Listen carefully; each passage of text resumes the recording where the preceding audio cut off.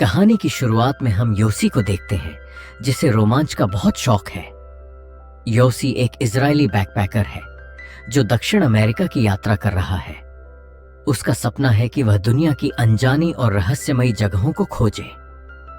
इस समय वह बोलीविया के ला पाज शहर में है, जहां वह खुद को और दुनिया को नए नजरिए से समझने की कोशिश कर रहा है। ला पाज के एक स्थानीय बाजार में योसी की मुलाकात केविन से होती है। केविन भी योसी की तरह रोमांच पसंद करता है और उसे जंगलों व जंगली जीवों की तस्वीरें लेने का जुनून है।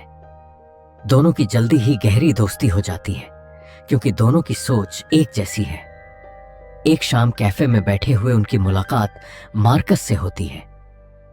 मार्कस एक स्विस शिक्षक है जो अपनी नीरस जिंदगी से कुछ समय का ब्रेक लेकर यहां आया है।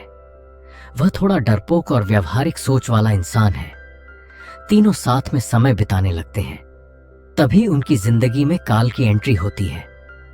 कार्ल खुद को एक अनुभवी ऑस्ट्रियाई खोजकर्ता बताता है। उसकी लंबी दाढ़ी और आत्मविश्वास देखकर वह किसी असली जंगल विशेषज्ञ जैसा लगता है। कार्ल उन्हें बताता है कि उसने घने जंगल के अंदर एक छिपा हुआ आदिवासी गांव देखा है, जहां आज तक कोई बाहरी इंसान नहीं पहुंचा। उसके अनुसार वहां सोना भी है और एक बिल्कुल अलग दुनिया बसती है। वह कहता है कि वह दोबारा वहां जाना चाहता है और उसे कुछ साथियों की जरूरत है। यह सुनते ही योसी बेहद उत्साहित हो जाता है।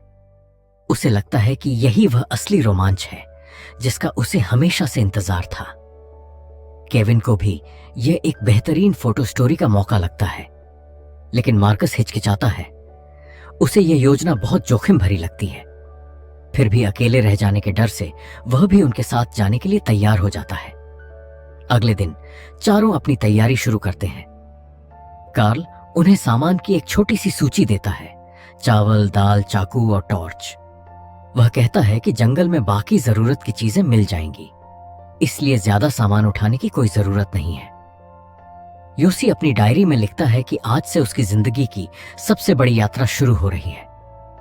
सफर शुरू होता है, पहले जीप से, फिर छोटे विमान से और आखिर में पैदल। शुरुआती 2-3 दिन किसी सपने जैसे लगते हैं। चारों ओर घना जंगल, विशाल नदियां, रंग बिरंगे पक्षी और अनोखा प्राकृतिक सौंदर्य। केविन लगातार तस्वीरें खींच रहा है और योसी को ऐसा लग रहा है जैसे वह किसी जन्नत में पहुंच गया हो। लेकिन धीरे धीरे हालात बदलने लगते हैं। मार्कस के पैरों में बड़े बड़े छाले पड़ जाते हैं।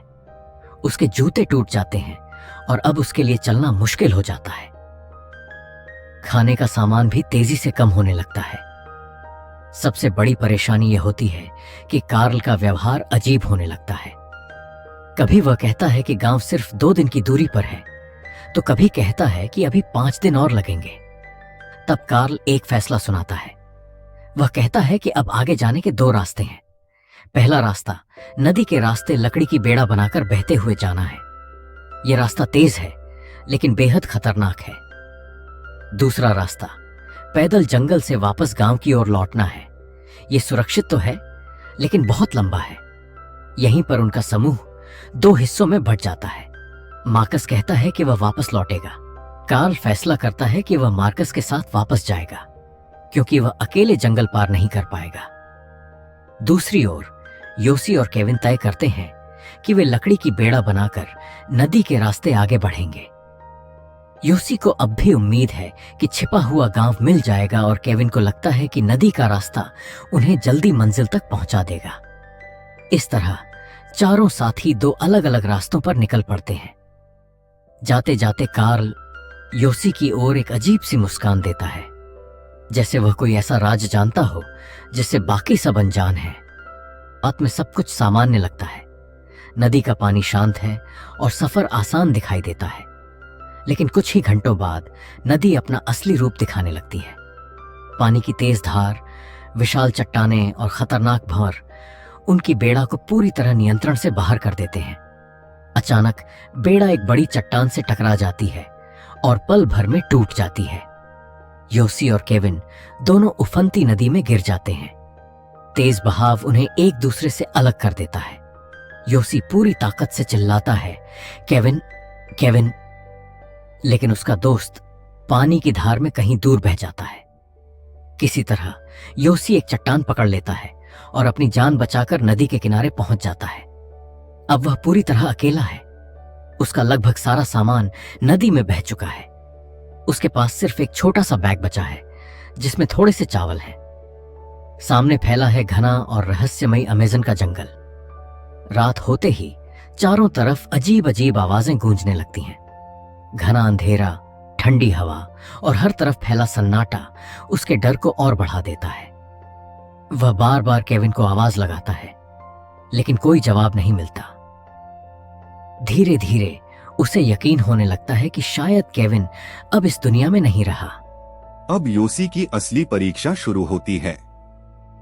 वह अमेज़न के घने जंगल में बिना किसी दिशा के भटक रहा है।